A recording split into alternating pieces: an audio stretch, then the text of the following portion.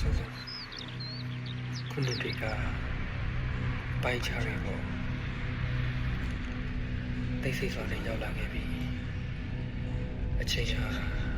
ခဏတာကုန်ဆုံးသွားခဲ့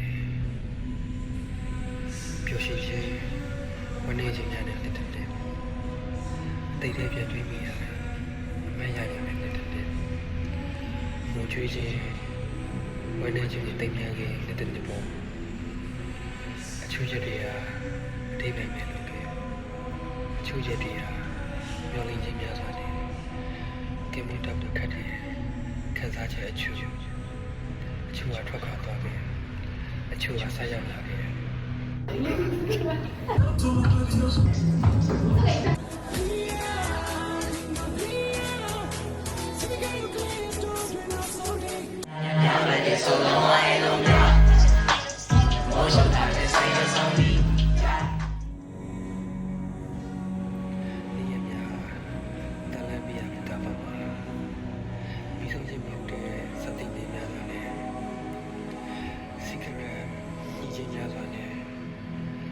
အချို့ကအတိုက်ကိုခက်တာဆောက်ပါခဲ့ပြီ။ညီညာပါစေ။ချစ်သူတို့ပို့ချလိုက်ပါစေ။ပဲမြာအတွေ့အကြုံပူရပါစေ။အယောင်ကြီးများပို့လေးလာပါစေ။ကံကောင်းခြင်းများပြည့်စုံပါစေ။ချစ်ရပါတော့